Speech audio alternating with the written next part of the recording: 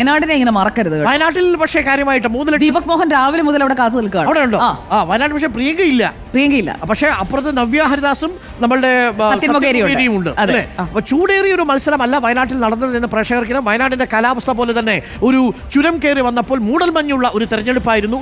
മഞ്ഞു പുതച്ച തെരഞ്ഞെടുപ്പ്, മഞ്ഞിന്റെ മടിയുള്ള തെരഞ്ഞെടുപ്പ്. മഞ്ഞത്ത് നിൽക്കുകയാണ് നമ്മുടെ ദീപക്. അപ്പൊ കൂടുതൽ നേരം നിർത്തണം.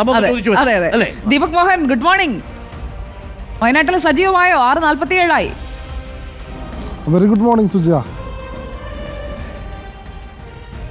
പറയൂ, എന്താണ് അവസ്ഥ? കൗണ്ടിംഗ് ഉദ്യോഗസ്ഥരെല്ലാം കൗണ്ടിംഗ് കേന്ദ്രത്തിലേക്ക് എത്തിക്കഴിഞ്ഞോ? വലിയ പ്രതീക്ഷകൾ UDF ക്യാമ്പിനുള്ളത്. അത് കണ്ടോ? പ്രിയങ്കയുടെ അതേ ലാവൻഡർ കളർ ഷർട്ടൊക്കെ ഇട്ടാണ് ദീപക് നിൽക്കുന്നത്. അതല്ലേ? ഓക്കെ. 3 ലക്ഷം കടക്കുമോ? സാധ്യതയുണ്ടോ?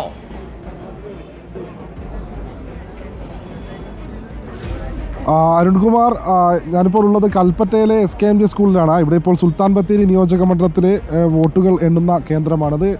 SDM LP സ്കൂൾ, SKMJ സ്കൂളിലും കൽപ്പറ്റയിലെയും സുൽത്താൻ ബത്തേരിയിലെയും മാനന്തവാടി നിയോജക മണ്ഡലത്തിലെ വയനാട് ജില്ലയിലെ 3 നിയോജക മണ്ഡലത്തിലെ വോട്ടെണ്ണൽ കേന്ദ്രങ്ങളാണ്. അല്പം മുൻപാണ് ജില്ലാ കളക്ടറുമൊപ്പം കൗണ്ടിംഗ് ഏജന്റുമാരും മറ്റ് സ്ഥാനാർത്ഥികളുടെ ഏജന്റുമാരും ഉൾപ്പെടെയുള്ള ആളുകൾ ഇവിടെ എത്തി ഈ സുൽത്താൻ ബത്തേരി നിയോജക മണ്ഡലത്തിൻ്റെ സ്ട്രോങ് റൂം തുറന്നത്. ജില്ലാ കളക്ടർ ഇവിടെ എത്തിച്ചേർന്നിട്ടുണ്ട്.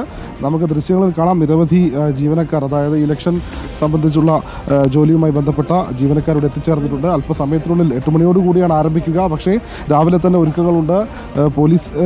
വലിയൊരു പോലീസ് സംഘത്തെ തന്നെ ഈ പോളിംഗ് വോട്ടെണ്ണൽ കേന്ദ്രത്തിൽ വിന്യസിച്ചിട്ടുണ്ട്. ഇന്നലെയൊക്കെ നമ്മൾ കണ്ടിരുന്നു.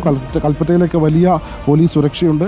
ഏതായാലും 8 മണിയോടുകൂടിയാണ് ആരംഭിക്കുക. ഇവിടെ ഇപ്പോൾ ഹെൽപ്പ് ഡെസ്കിൽ ഇപ്പോൾ ജീവനക്കാർ പ്രാഥമികമായിട്ടുള്ള കാര്യങ്ങൾ നടത്തിക്കൊണ്ടിരിക്കുകയാണ്. അരുൺകുമാർ. ഓക്കെ, ദീപക് മോഹനാണ് വിവരങ്ങൾ നൽകിയത്. അപ്പോൾ നമ്മൾ വയനാട്ടിൽ കാര്യമായിട്ട് നോക്കുന്നില്ല. ഈ